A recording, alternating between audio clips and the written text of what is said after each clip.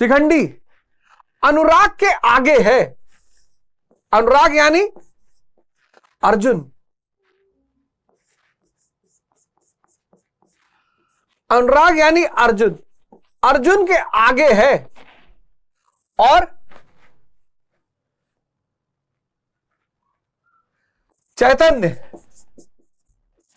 यानी श्री कृष्ण इनके पीछे है।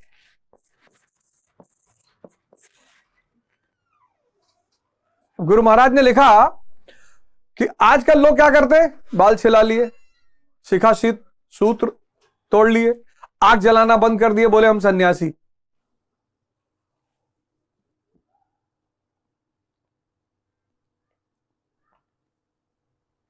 बाल सेव करा लिए, शिखा सूत्र तोड़ दिए, बोले हम आग जलाना बंद कर दिए, बोले हम सन्यासी।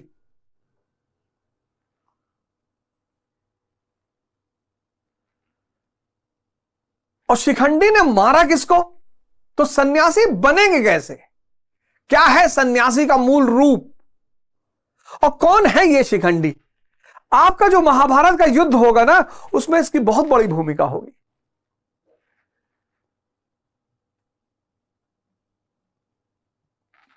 शिखंडी है चिंतन पद्धति।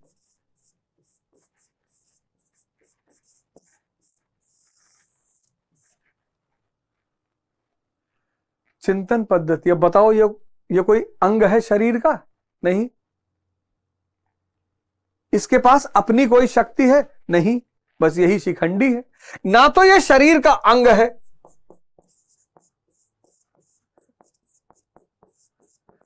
और ना इसकी कोई अपनी शक्ति।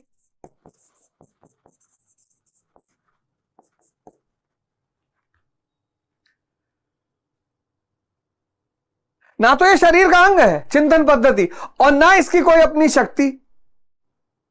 तो ये हो गया शिखंडी। लेकिन है बहुत ताकतवर, है बहुत ताकतवर। आज का जो मनुष्य है, आप देखो, बच्चा मस्त है, युवा व्यस्त है, और बुजुर्ग त्रस्त है। बच्चा मस्त है। क्यों? क्यों बच्चा मस्त है?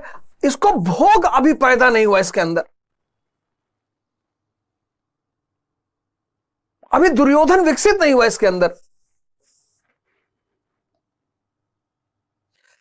बच्चे के अंदर दुर्योधन अभी विकसित नहीं हुआ। तभी तो हम कहते हैं बच्चे मन के सच्चे, बच्चा मस्त है। अभी भोग इसके अंदर जागृत नहीं हुआ। क्यों? क्योंकि दुर्योधन अभी शक्तिशाली नहीं है।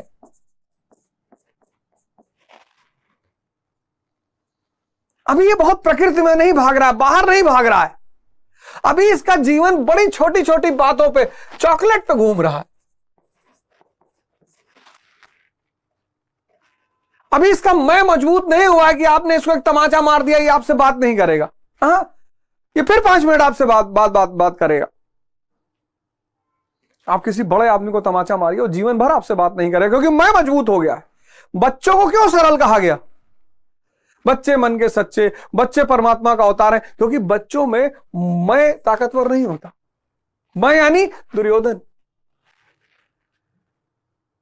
बच्चों में भोग अभी शक्तिशाली नहीं है। चॉकलेट। 4 बच्चे हैं, आप देखिए बाहर खेलते हुए पार्क में, बालू उठा उठा के ऊपर ऊपर डाल रहे हैं, खाली बोतल सजा रहे हैं। माँ बाप डांट रहे कि अरे फेंक दे बोतल, खाली हो गई, कचरा है। उसी को सजा रहे हैं, उसी को जोड़ रहे हैं, ईंटों को जोड़ के घर बना रहे हैं। यहाँ जिनका घर बना हुआ कह रहे हैं यार ये घर ठीक है नहीं, इसमें टाइल्स नहीं बढ़िया लगा हुआ है। बच्चे की सरलता का आधार यह है क्योंकि उसमें दुर्योधन विकसित नहीं है। दुर्योधन यानी मैं। युवा का मैं विकसित हो गया, दुर्योधन विकसित हो गया है। अब इसको कुछ बनना है, और सिर्फ बनना नहीं है। अब इसको कुछ बनना है, और सिर्फ बनना नहीं है, भोगना भी है बनने के बाद। ना ये कुछ बन पाएगा ना कुछ भोग पाएगा, क्योंकि मैं की कोई अस्तित्व ही नहीं है। ये तो भ्रम है, माया।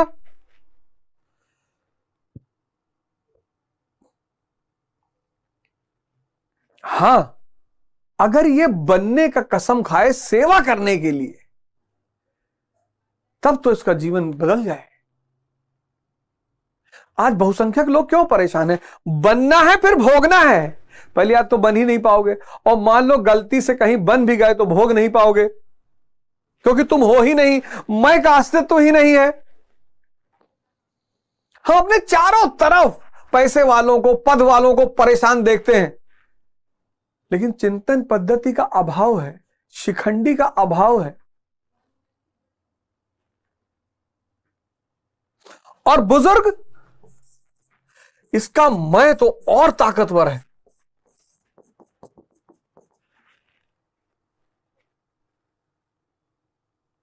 पर काशी कमजोर हो गया है, शरीर इसकी काशी जीर्ण हो गई है,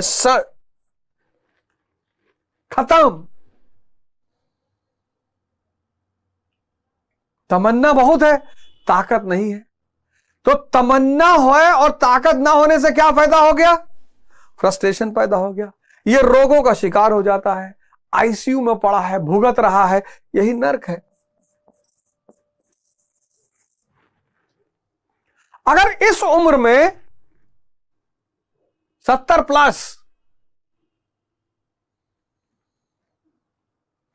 प्लस के बाद आपकी दृष्टि अच्छी है, आपका काया अच्छी है, 100 तक पहुंचते पहुंचते तो किसी की भी जीर्ण शीर्ण हो जाएगी।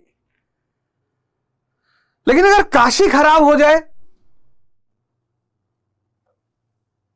स्वामी करमवीर को देखिए, पुरकाशी में आश्रम है, पतंजलि आश्रम, 70 प्लस उम्र है, और चैलेंज करते हैं, चुनौती, कि कोई 17 साल का लड़का उनको हरा नहीं सकता, ना तो कुश्ती में, ना दौड़ में, ना भाग में। मस्त शरीर।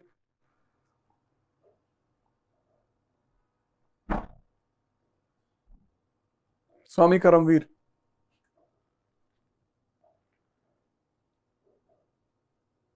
सदगुरु को देखिए, नाचते हुए मिलेंगे हमेशा। चिंतन पद्धति खो गई। अर्जुन के आगे, चैतन्य के पीछे।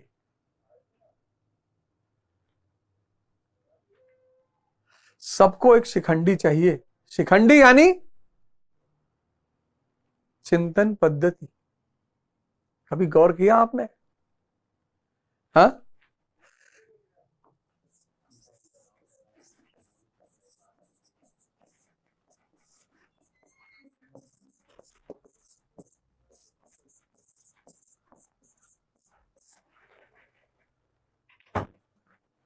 शिखंडी, शिखंडी यानी चिंतन पद्धति। खो गए लोग। डाइवोर्स रेट देखो,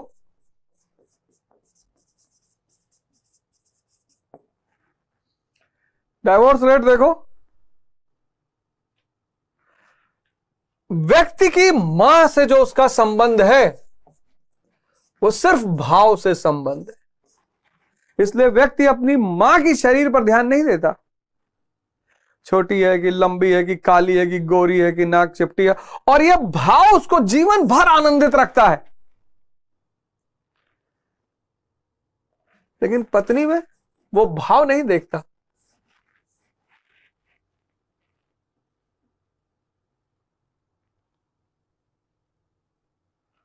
पत्नी में उसे शरीर देखना है। इसीलिए दुनिया के सारे पुरुष पीटे जाते हैं।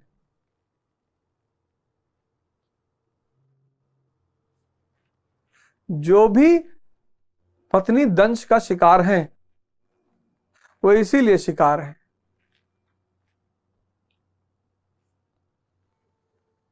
क्योंकि जीवन तो आपका इससे कटेगा ना। जीवन इससे तो कटेगा नहीं।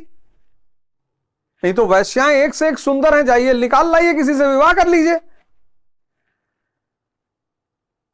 वैश्यावृत्ति को, प्रोस्टिट्यूशन को क्यों पाप कहा गया? वैश्यावृत्ति, आप एक स्त्री को धन देते हैं, उसके बदले में आप उसकी शरीर लेते हैं। ये देखिए, और दोनों मैटर है, चैतन्य नहीं है। ये भी धन, इसीलिए दोनों को माया कहा गया, भोग की दृष्टि से। माया का मतलब कुछ है नहीं, दिखाई पड़ता है। जैसे आप रेगिस्तान में जा रहे हैं और दूर आपको पानी नजर आ रहा है सूरज की किरणों की वजह से, लेकिन जब आप वहां पहुंचते हैं वहां पानी है नहीं, माया। तभी तो कबीर ने कहा, माया छाया एक सी बिरला जाने कोई। छाया दिखाई पड़ती है, होती नहीं है। वैश्यावृत्ति इसीलिए पाप है। वस्तु देकर वस्तु खरीदा जा रहा, क्योंकि चैतन्य आप खरीद नहीं सकते, चैतन्य का क्रय विक्रय हो नहीं सकता, और चैतन्य का सीधा संबंध भाव से है। भाव के भूखे हैं भगवान। जितने लोग पत्नी दंश के पीड़ित हैं, वो सिर्फ इसलिए पीड़ित हैं क्योंकि पत्नी को वो भोग करना चाहते हैं। और भोग भाव का नहीं हो सकता, भोग वस्तु का होगा।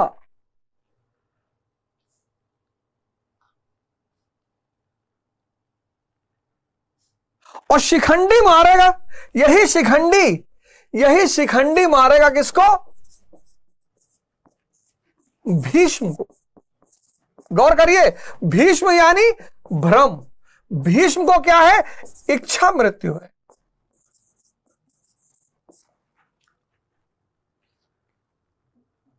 जिसके पास फॉर्च्यूनर है,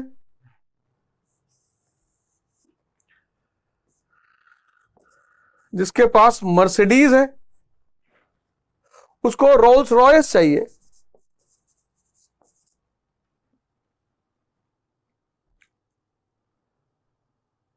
इच्छा।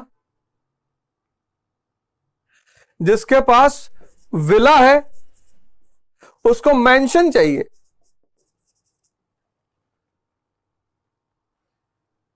जो करोड़पति है, उसको अरबपति बनना है।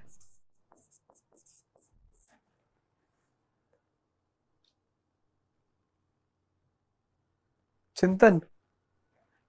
संत का जीवन किस पे चलता है? जरूरतों पे।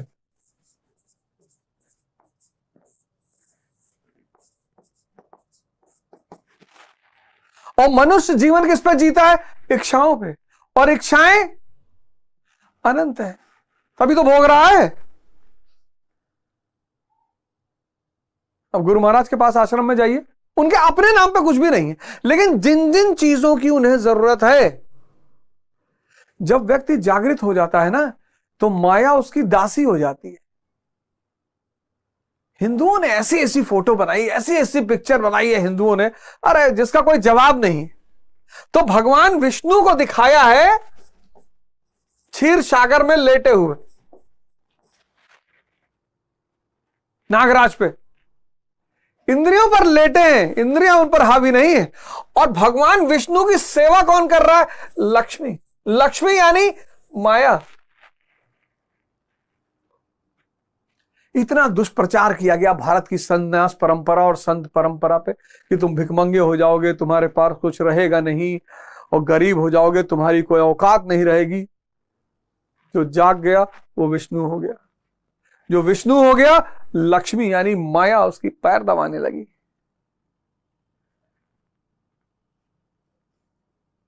बोलो क्या चाहिए? जिस चीज की उसकी जरूरत होती है, माया खुद ही लाकर देती है।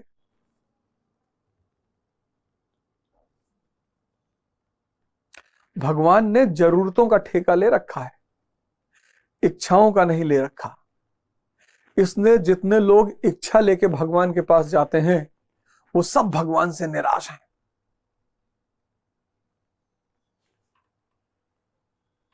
भगवान ने हमारी जरूरतों का ठेका ले रखा है। भगवान ने हमारी इच्छाओं का ठेका नहीं ले रखा है। इसलिए जितने लोग इच्छा लेकर भगवान और गुरु के पास जाते हैं वो सब निराश हैं, सब। 10 साल जाई थे आश्रम, कुछ हमारा सिलेक्शन है नहीं भा, तुम्हारे सिलेक्शन कराने ठेका लिए गुरु महाराज।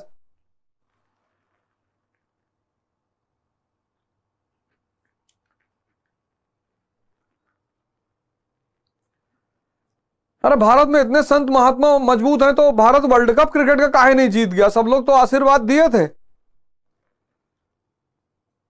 ये सारा ब्रह्मांड विष्णु का है। अगर रोहित शर्मा विष्णु के हैं तो मैक्सवेल भी विष्णु का है। आशीर्वाद दोनों की तरफ पैरेलल बहेगा। जो बढ़िया खेलेगा वो जीतेगा।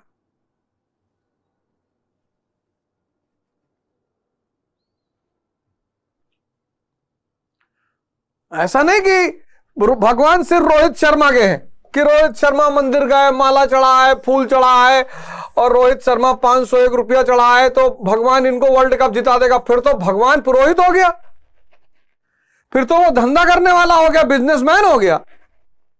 भगवान सबका है, वो मैक्सवेल का भी उतना ही है। इसीलिए बहुत नास्तिक लोग दुनिया में बड़े मस्ती में रहते हैं। भगवान का आशीर्वाद दोनों के ऊपर बह रहा है।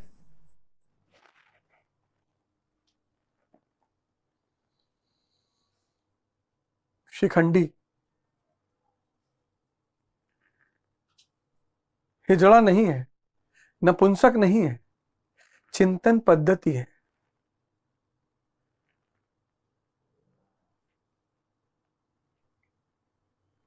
कलयुग मतलब बहुसंख्यक प्रजा का चिंतन पद्धति खत्म हो गया। पढ़े बहुत है तो एक नया शब्द पैदा हुआ, क्या? जाहिल।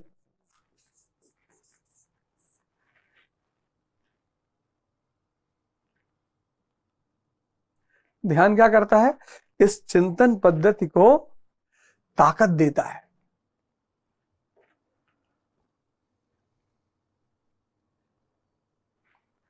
ये देखो, आपने कभी ये डायग्राम बनाया?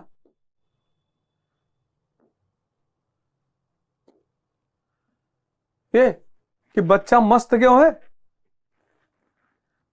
जीसस क्राइस्ट ने कहा कि स्वर्ग के अधिकारी वही होंगे जो फिर से बच्चे बन जाएंगे। निर्मल, मैं का अंत।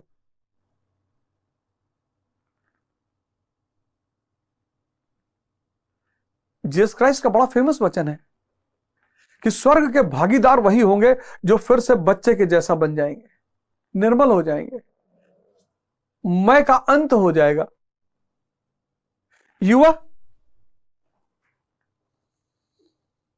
युवा को सन्यास के रास्ते पर चलना शुरू करना चाहिए। सभी युवा को डरने की जरूरत नहीं है, यह परम उद्देश्य है। गुरु को शरण में आइए और परम उद्देश्य की तरफ आगे बढ़िए। और इस यात्रा के बीच में आप आईएएस बन जाइए, पीसीएस बन जाइए। साधना आपको बाधा थोड़ी करेगी, मजबूत करेगी आपको। लेकिन आईएएस बनने के लिए ध्यान मत करिए।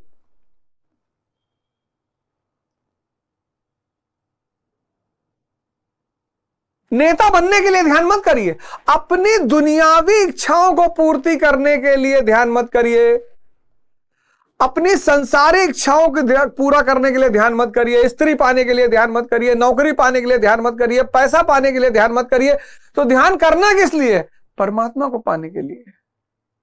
और परमात्मा को पाने के बाद जब पैसा आपके पास होगा, उस पैसे का सदुपयोग होगा, सेवा में जाएगा वो पैसा, इंडस्ट्री लगेगी, लोगों को। ये सारा खेल कहां गड़बड़ हुआ? ये सारा खेल गड़बड़ ये इसलिए हुआ कि हम ध्यान कर रहे हैं किसके लिए? स्त्री के लिए, कि भगवान एक बढ़िया मेहरारू मिल जाए। धन के लिए, पद के लिए, कोई फायदा नहीं, खत्म हो जाएगा। बहुत निराश होंगे आप, बहुतों को तो कुछ मिलेगा भी नहीं। 1,000 1,00,000 में से 1 को मिल जाएगा, वो भजन गाने लगे, लेकिन बहुतों को तो कुछ मिल भी नहीं करेगा। इसलिए लोग बहुत निराश होते हैं। बहुसंख्यक लोग निराश ही रहते हैं कि 10 साल से आई थे भैया, 15 साल से आई थे, गुरु महाराज